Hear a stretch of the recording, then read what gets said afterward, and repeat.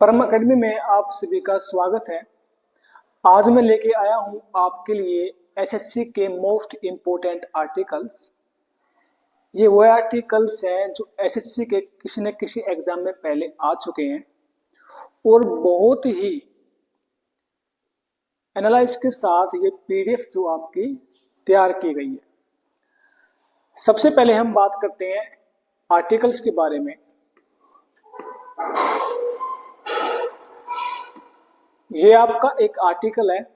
Which article has a similar provision to that of article 32 and deals with writ jurisdiction.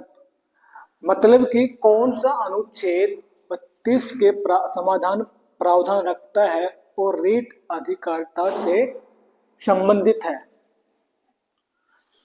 Example के लिए इसमें जो अनुच्छेद 226 है ये हाई कोर्ट से संबंधित है और आर्टिकल 32 से आपका सुप्रीम कोर्ट रीट जारी करता है और आर्टिकल 226 से आपका हाई कोर्ट रीट जारी करता है।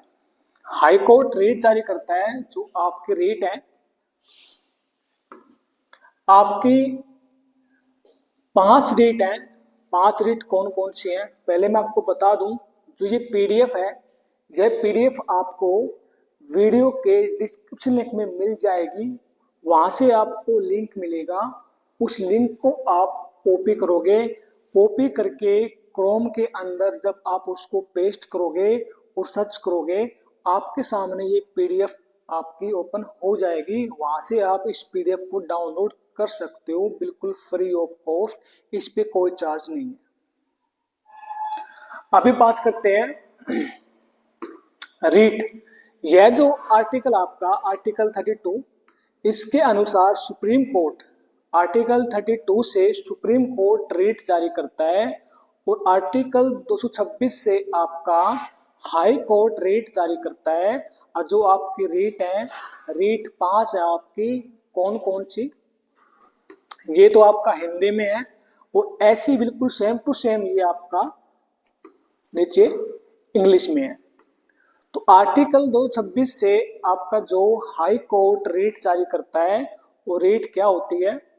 जब आपके मौलिक अधिकारों का हनन होता है, जब आपके मौलिक अधिकारों का हनन होता है, जब हाई कोर्ट और सुप्रीम कोर्ट रीट जारी करते हैं। मैंने बता दिया। अभी बात करते हैं रीट कौन कौन सी हैं। तो रीट आपकी सबसे पहले 5 रीट में से सबसे पहले जो रीट है आपकी वो है हैबियस कॉर्पस। सबसे पहले जो रीट आपकी वो है हैबियस कॉर्पस। हैबियस कॉर्पस का मतलब है टू प्रोड्यूस द बॉडी। मतलब कि जिसने बंदी है, जैसे कि पुलिस के हाई कोर्ट कहता है कि भाई अगर किसी को आप गिरफ्तार करते हो तो 24 घंटे के अंदर उसको कोर्ट में पेश करो। वो किसके अकॉर्डिंग होता है? वो होता है आपके हैबियस कॉर्पस के अकॉर्डिंग। हाई कोर्ट में 24 घंटे के अंदर या कोर्ट में 24 घंटे के अंदर उस व्यक्ति को पेश करना होता है जिसने कुछ गुनाह किया है। वो किसके अकॉर्डिंग होता है? वो होता है आपके हैबियस कॉर्पस के अंतर्गत। उसके बाद बात आती है मैंडामस। मैंडामस क्या है? टू कमांड, परमादेश। टू कमांड, कोई अधिकारी अपने अधिकार का दुरुपयोग कर रहा है। या मान लीजिए एग्जाम्पल के लिए आप किसी के पास लाइसेंस के लिए गए, किसी अधिकारी के पास लाइसेंस बनवाने के लिए गए, लेकिन अधिकारी किसी वैध कारणवश आपका लाइसेंस नहीं बना रहा है। जब आप कोर्ट में जाओगे तो कोर्ट उसको परमादेश मैंडामस देगा। उसको क्या देगा? परमादेश देगा कि भाई ये अधिकारी अपना काम ढंग से नहीं कर रहा है। उसको परमादेश देगा कि भाई इसका आप लाइसेंस बना के दो। वो किसके अकॉर्डिंग परमादेश होता है? आपका मैंडामस के अकॉर्डिंग। उसके बाद आपका होता है प्रोहिबिशन। थर्ड जो आपकी रीट है उसका नाम है प्रोहिबिशन, टू फॉरबिड। मतलब कि इसमें जो अपर कोर्ट्स हैं वो लोअर कोर्ट्स को, अपर कोर्ट्स हैं वो लोअर कोर्ट्स को मना करते हैं। जो लोअर कोर्ट्स के अधिकार क्षेत्र में जो मामला नहीं है, जो कार्रवाई नहीं है, उसको उससे करने से अपर कोर्ट्स लोअर कोर्ट्स को मना करते हैं। एग्जाम्पल के लिए जैसे कि राष्ट्रपति को एडवाइस चाहिए, अभी राष्ट्रपति को एडवाइस चाहिए, राष्ट्रपति को एडवाइस देने पहुंच गए हाई कोर्ट, भी यहाँ पर सुप्रीम कोर्ट उसको क्या कहेगा, भी क्या कर रहा है तो ये, क्योंकि सुप्रीम कोर्ट, राष्ट्रपति को एडवाइस कौन देता है, राष्ट्रपति को एडवाइस देता है सुप्रीम कोर्ट, तो वहां पर हाई कोर्ट का काम नहीं है वो। अगर हाई कोर्ट वहां पहुंच गया एडवाइस देने के लिए, तो सुप्रीम कोर्ट क्या कहेगा, भाई क्या कर रहा है ये काम तो मेरा है, तेरा काम थोड़ी ना है ये, तो वहां पर क्या करेगा, वो उसको प्रोहिबिट करेगा। उसके बाद क्यों वारंट, वट अथॉरिटी, क्यों वारंट, वट अथॉरिटी मतलब भी आप, अगर आपको किसी के पद पे शक है या उसकी क्वालिफिकेशन नहीं है, उसकी क्वालिफिकेशन नहीं है लेकिन वो अधिकारी उस पद पर तैनात है, तो उस समय आप जब उस पर केस करते हो तो कोर्ट है जो क्यू वारंट के अनुसार उसको करता है कि भाई किस पद से या किस शिक्षा से या किस रिक्वायरमेंट से आप इस पद पर हो। समझ गए?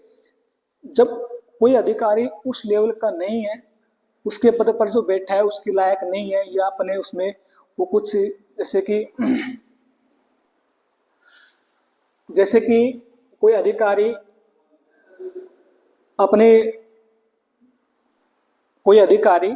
अपने अधिकार का गलत दुरुपयोग करता है, उस वक्त quo warranto by what authority writ जारी की जाती है। उसके बाद है लास्ट में आपका शैरिटी ओरारी। शैरिटी ओरारी क्या है, इसमें अपर कोर्ट से जो वो लोअर कोर्ट्स को कब करते हैं, जब मान लीजिए आपने एक केस लड़ा और केस आपका डिस्ट्रिक्ट कोर्ट में है, डिस्ट्रिक्ट कोर्ट में जज बिक चुका है, आपके साथ धांधली हुई है, मतलब कि आपकी कोई सुनवाई नहीं हुई, एक तरफा फैसला दिया गया है, आपके गवाहों को भी नहीं सुना गया, उनको मोड़ा गया है, उस वक्त आप जब अपर कोर्ट में जाओगे तो अपर कोर्ट उस कोर्ट को क्या करेगा, शैरिटी ओरारी वो कहेगा भाई जो इस केस से संबंधित डॉक्यूमेंट्स है मेरे पास भेज दे, इस केस को मैं देखूंगा अभी, और जो भी निर्णय आपने लिया है उसको मैं मान्य नहीं करता। समझ गए होगे? वो होता है शैरिटी ओरारी। इसमें अपर जो कोर्ट है वो लोअर कोर्ट को क्या बोलता है कि भाई जो आपने फैसला किया उसको मान्य नहीं करता, इस जो दस्तावेज है आप मेरे पास भेजिए, मैं इस केस को देखूंगा। उसके बाद आगे और इसका इंपोर्टेंट हो गया। उसके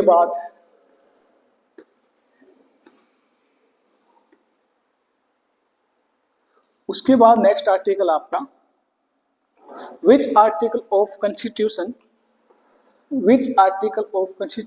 explain that the executive power of every state shall be so exercised, मतलब कि संविधान का कौन सा अनुच्छेद यह स्पष्ट करता है कि राज्य की कार्यपालिका शक्ति का प्रयोग इस प्रकार किया जाएगा कि संघीय कार्यपालिका शक्ति में, मतलब कि स्टेट गवर्नमेंट अपना काम ऐसे करेगी कि सेंट्रल गवर्नमेंट को उसमें कोई बाधा ना पड़े।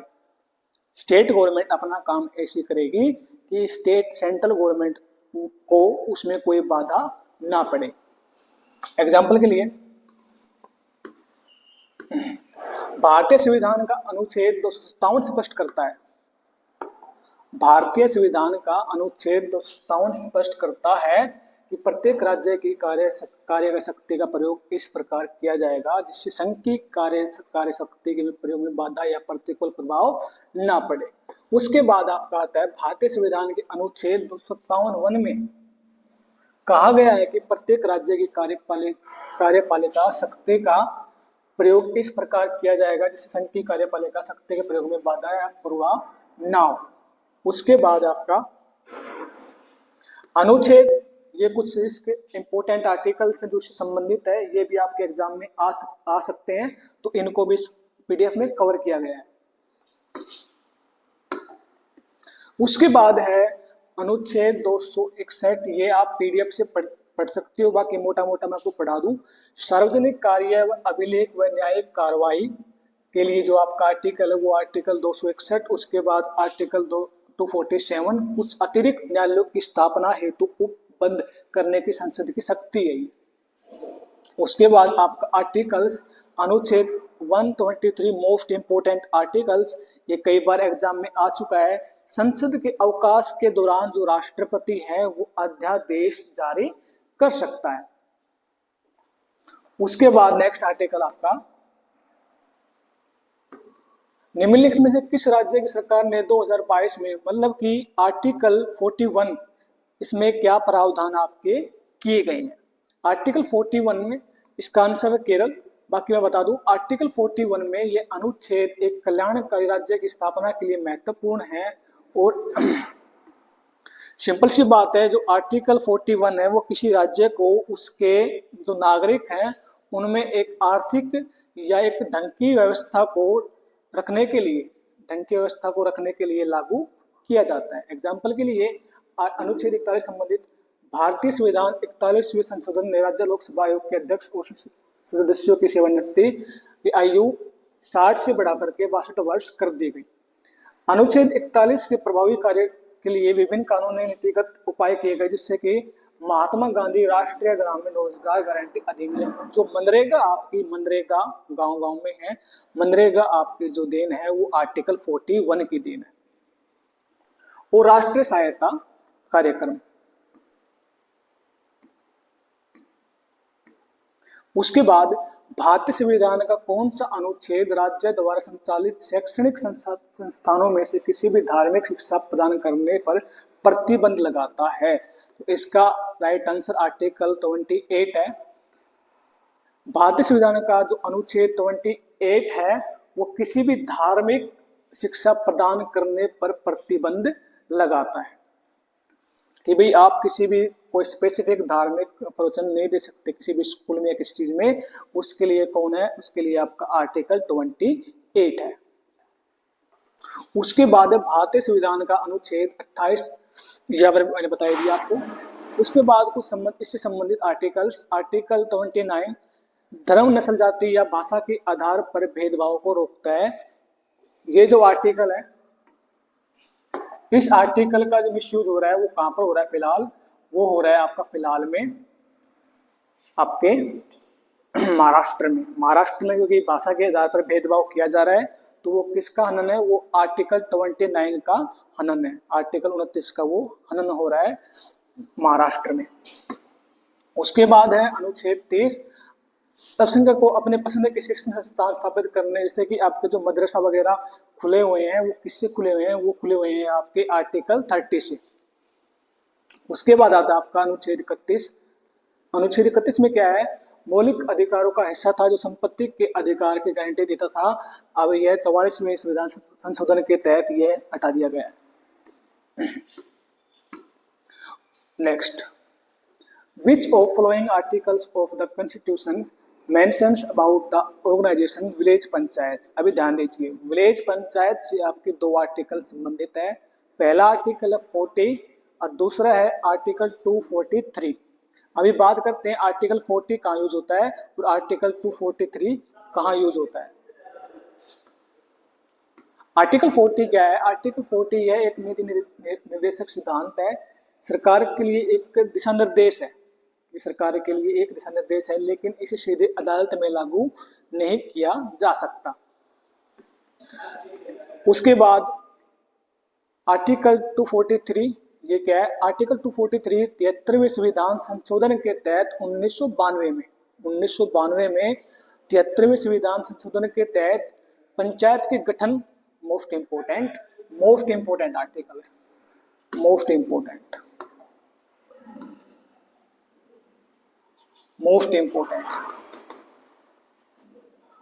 Article 243 most important article. 73वें संविधान संशोधन 1992 में संविधान जोड़ा गया था। इसमें क्या है, ये पंचायत के गठन, चुनाव, कार्यकाल, शक्तियों, कार्यों, वित्त आदि से संबंधित विस्तृत प्रदान करता है। उसके अलावा यह पंचायतों को संवैधानिक दर्जा प्रदान करता है। जो आर्टिकल 40 है वो क्या है, वो आपका नीति निर्देशक सिद्धांत है, लेकिन जो ये है ये क्या है, संवैधानिक सिद्धांत है, संवैधानिक दर्जा प्रोवाइड करता है किसको, आपकी पंचायत को, ग्राम पंचायत को। उसके बाद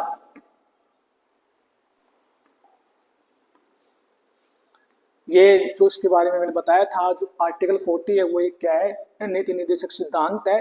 वो आर्टिकल 243 क्या है, वो पंचायतों को एक संवैधानिक दर्जा प्रदान करता है।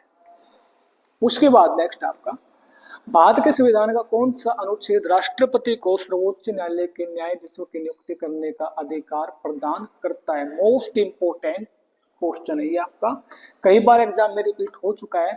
मैंने पहले क्वेश्चन में दिखाया था, जो पहला क्वेश्चन आपका वो एसएससी सीजीएल में भी आ चुका है, एसएससी एमटेस में भी आ चुका है, एसएससी सीएचएस में भी आ चुका है।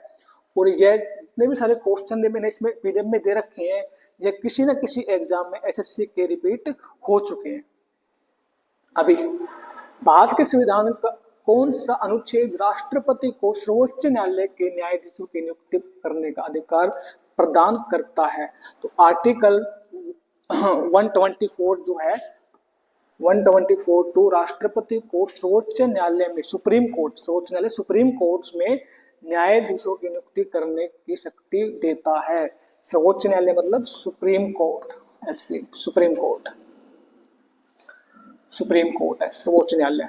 उसके बाद राष्ट्रपति संबंधित कुछ क्वेश्चंस जो मोस्ट इंपोर्टेंट आपके लिए। अच्छा, राष्ट्रपति अपने हस्ताक्षर और मोहर सहित वारंट द्वारा न्यायाधीश की नियुक्ति करते हैं। जो न्यायाधीश की जो 65 वर्ष की आयु तक वो कार्य करते हैं, न्यायाधीश जो होते हैं, और न्यायाधीश राष्ट्रपति को पत्र लिख करके इस्तीफा दे सकता है। संविधान का अनुच्छेद 124 सर्वोच्च न्यायालय की स्थापना और संरचना को भी कवर करता है। इसके अलावा जो एडिशनल इंफॉर्मेशन है, इससे संबंधित जो इम्पोर्टेंट आर्टिकल्स जो एग्जाम में आ सकते हैं, आएंगे, वो उसमें दे रखे हैं। आर्टिकल 123 राष्ट्रपति को, ये अध्यादेश के बारे में ही पढ़ लिया हमने। उसके बाद अनुच्छेद 127, ये आर्टिकल 127, ये भारत के मुख्य न्यायाधीश की नियुक्ति, जैसे कि जब कोई न्यायाधीश, मुख्य न्यायाधीश मर जाए या उसका मर नहीं जाए, जो मुख्य न्यायाधीश है उसका देहांत हो जाए, या फिर उसके त्याग पत्र दे दे, या सेवानिवृत्त हो जाए, तो बिल्कुल तत्काल भाव से आर्टिकल 273 से एक क्या है, मुख्य न्यायाधीश की नियुक्ति की जाती है। उसके बाद है अनुच्छेद 128, ये सर्वोच्च न्यायालय की सेवानिवृत्त न्यायाधीश की सर्वोच्च न्यायालय की कार्रवाई में तब न्यायाधीश के रूप में पढ़ लिया है, पढ़ चुके हैं इसको।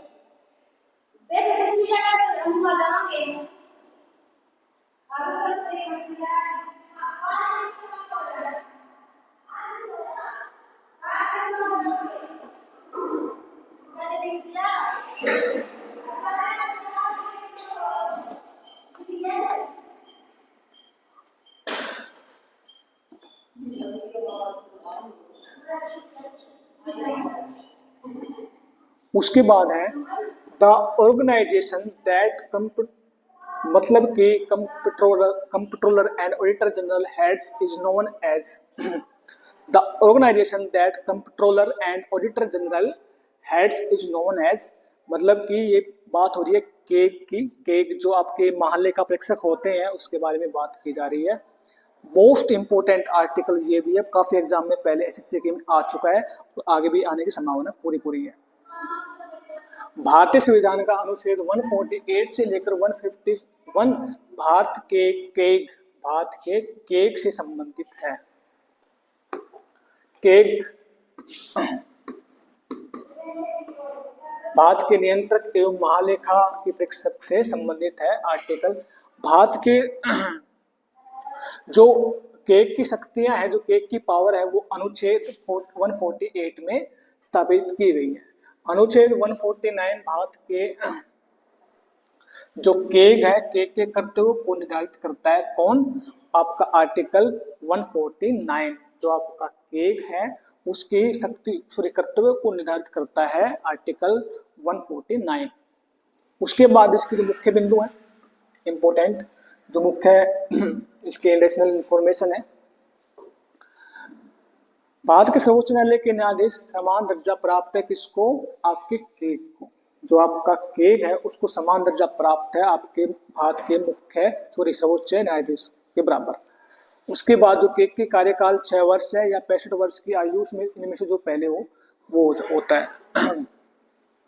जो केक है आपका वो लेखा परीक्षा एवं लेखा विभाग का प्रमुख होता है। केक लोक लेखा समिति कान और आंख भी कहा जाता है केक को। जो आपके पहले केक थे, जो आपके पहले मालेखा थे वो कौन थे? नरहरि राव थे। वो संजय मूर्ति भारत के वर्तमान केक है। अनुच्छेद 124 से 147 भारत के सर्वोच्च न्यायालय से संबंधित है। इसके बाद है आपका राष्ट्रपति। यहाँ आ गया भारत के राष्ट्रपति, मोस्ट इंपोर्टेंट ये टॉपिक आपका। भारत का राष्ट्रपति अपने आप में एक टॉपिक है, ये मैं इसको मोटा मोटा पढ़ाऊंगा, बाकी आप पीडीएफ से इसको कवर कर सकते हो। ये पूरी पीडीएफ आपको वीडियो के डिस्क्रिप्शन लिंक में मिल जाएगी, वहां से आप इस पीडीएफ को डाउनलोड कर सकते हो। वहां पर आपको इसका लिंक मिलेगा, उस लिंक को वहां से आप कॉपी करोगे। कॉपी करने के बाद इसको आप क्रोम में पेस्ट करोगे। पेस्ट करने के बाद आपके सामने ये पीडीएफ ओपन हो जाएगी।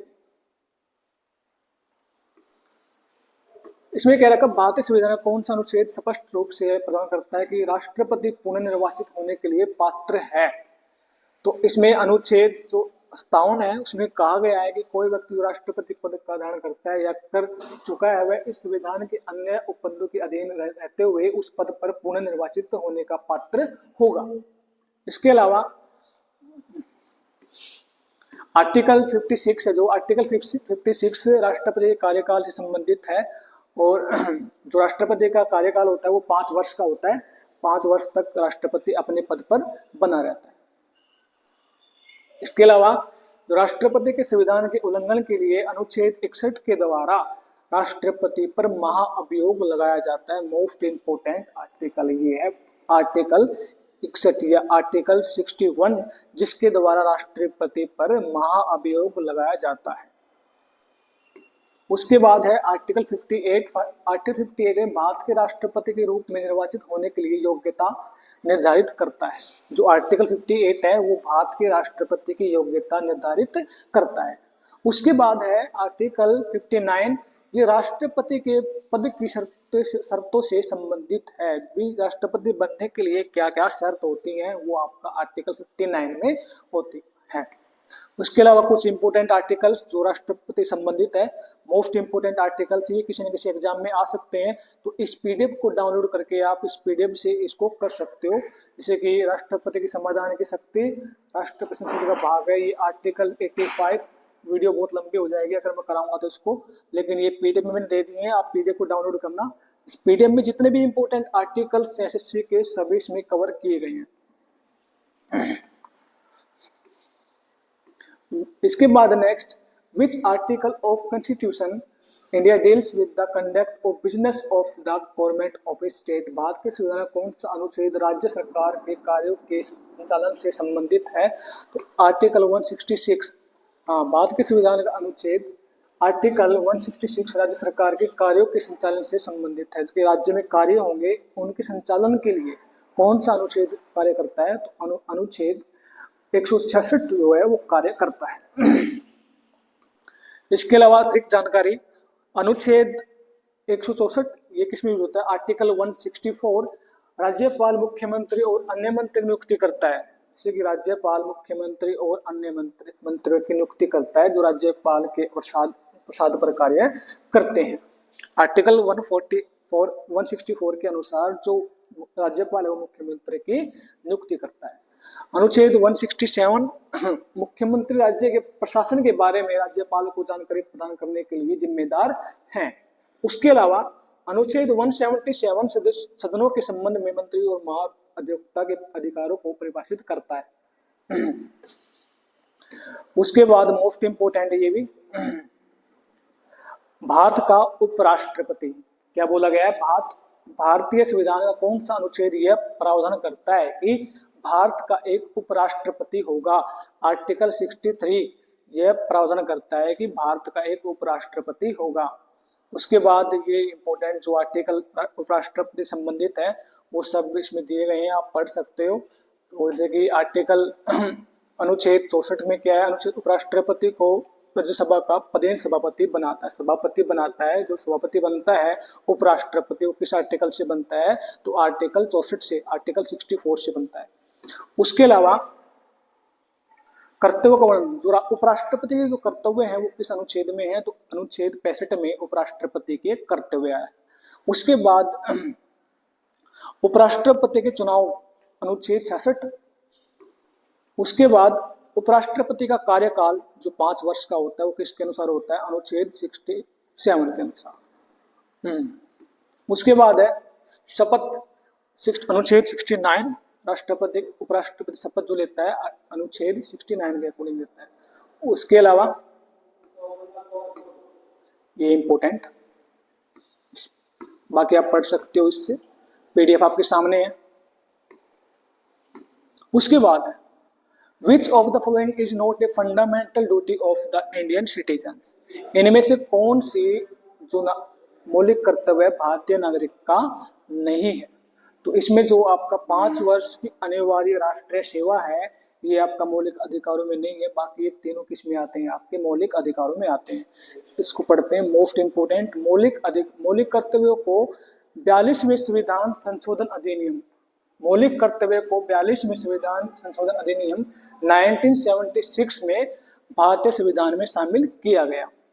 जो ये कर्तव्य है जो अपने मौलिक कर्तव्य हैं वो भाग 4A में आर्टिकल 51A में निर्दिष्ट हैं, या 51 में आपके मौलिक अधिकार हैं, आर्टिकल 51A में। वापस सुनिए, मोस्ट इंपोर्टेंट है ये। जो आपके मौलिक कर्तव्य हैं वो संविधान के भाग 4A में और आर्टिकल 51A में मौजूद है। उसके बाद इसके बारे में मोस्ट इंपोर्टेंट जो भी कुछ इंफॉर्मेशन है एडिशनल, वो उसके बारे में बात करते हैं। मौलिक कर्तव्य, इसको आप पढ़ ले यहाँ से, मोस्ट इंपोर्टेंट 42वां संविधान संशोधन 1976। इस संशोधन को लघु संविधान के नाम से भी जाना जाता है क्योंकि इसने संविधान में व्यापक परिवर्तन किए। मोस्ट इंपोर्टेंट, इसमें मौलिक कर्तव्यों को शामिल किया गया तथा 42वां संविधान 1976 में आपके समाजवादी, धर्मनिरपेक्ष और इसके अलावा मौलिक,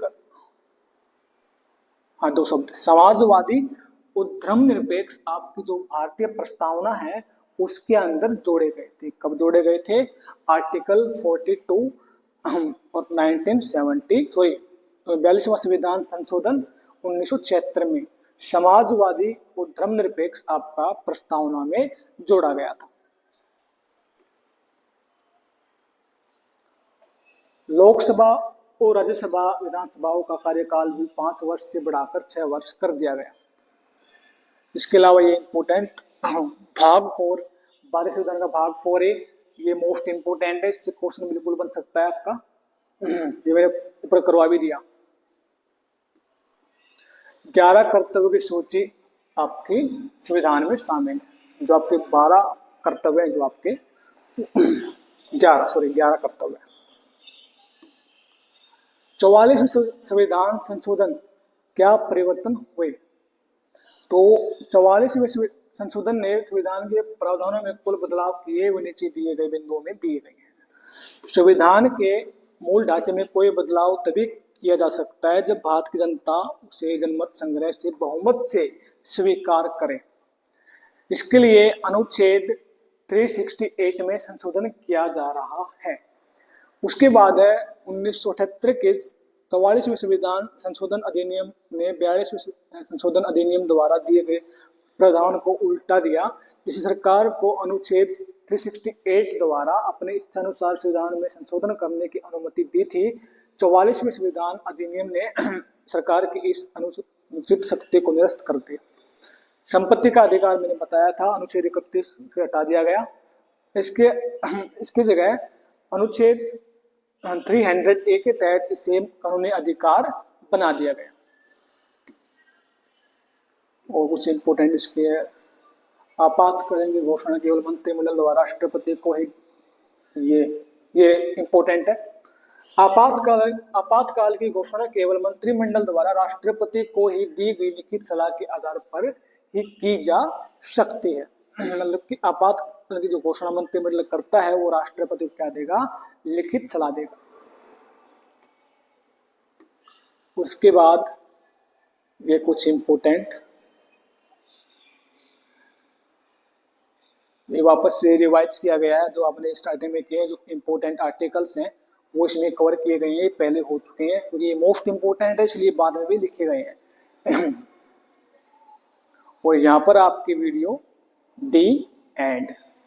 उम्मीद करता हूँ कि आपको ये वीडियो पसंद आई होगी, और वीडियो पसंद नहीं आई तो भी आपको पीडीएफ तो जरूर पसंद आएगी, और जो इसकी पीडीएफ है वो आपको वीडियो के डिस्क्रिप्शन लिंक में मिल जाएगी। वहाँ से आप इसके लिंक को कॉपी करोगे और क्रोम में पेस्ट करोगे, वहाँ से आपकी ये पीडीएफ डाउनलोड हो जाएगी। धन्यवाद। फिर मिलते हैं परम एकेडमी के साथ नेक्स्ट